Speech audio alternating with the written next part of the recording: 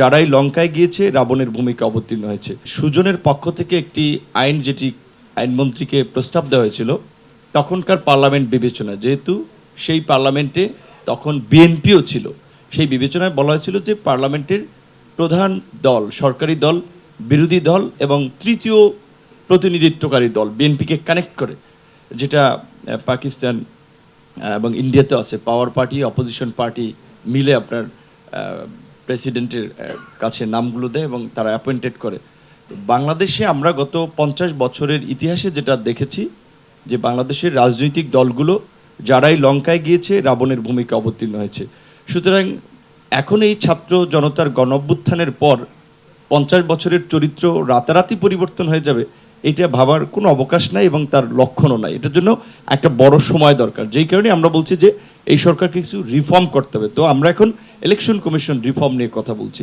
আমি মনে করি আমাদের যে আজকের পেপার প্রেজেন্ট করেছেন যে আব্দুল আলিম ভাই, উনি যে 3টি দেশের উদাহরণ টেনে এনেছেন, সেখানে আমরা বাংলাদেশের বর্তমান প্রেক্ষাপটে আমরা ইন্দোনেশিয়ান স্টাইলটাকে কিছুটা ফলো করতে পারি। যেমন আমরা যে সার্চ কমিটিটা করব, এখন আমরা যদি আইন করি নির্বাচন কমিশন আইন, যে পাওয়ার পার্টি অপোজিশন পার্টি কিংবা থার্ড পার্টি তারা অ্যাপয়েন্টেড করবে, এই সরকার তো আপনার নির্বাচিত সরকার না, এটা কিন্তু পার্লামেন্ট নাই যে তারা এই আইনটা পাস করতে পারবে। সুতরাং they have no authority to pass ল।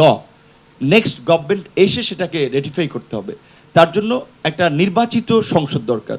তারা এই অন্তর্বর্তী সময়ের ডক্ট্রিন অফ নেসেসিটি থেকে তারা কিছু কাজ করতে পারবে।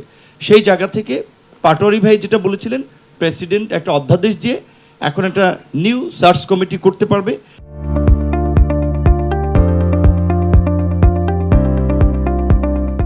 আমরা যেহেতু দীর্ঘদিন ধরে আলোচনা করছি দ্বিকক্ষ বিশিষ্ট পার্লামেন্ট কিংবা প্রপোর্শনেট রিপ্রেজেন্টেটিভ ইলেকশন, সেটাকে নিয়ে যদি আমরা একটু ভাবি, পার্লামেন্ট যদি দ্বিকক্ষ বিশিষ্ট হয় তাহলে তো লাইক এখানে যদি 64 জেলা থেকে 64 জন সিনেটর নির্বাচিত হয়, সেখানে আরও 10 জন বিশিষ্ট ব্যক্তিরা মিলে 80 কিংবা 85 সদস্যের একটা সিনেট থাকে, তখন তো আমরা যে কোনো অ্যাপয়েন্টেড, আমেরিকাতে যেভাবে সিনেটরের হিয়ারিং হয় সেভাবে কিন্তু আমরা যদি নির্বাচনের পরে, তাইলে কাকে আমরা নিয়োগ দিচ্ছি তাদের সম্পর্কে হিয়ারিং করে তার ডিটেলস নিয়ে আমরা সেই সময় করতে পারবো। কিন্তু এখনকার প্রেক্ষাপটে আমার প্রস্তাবনা ওইটা ছিল।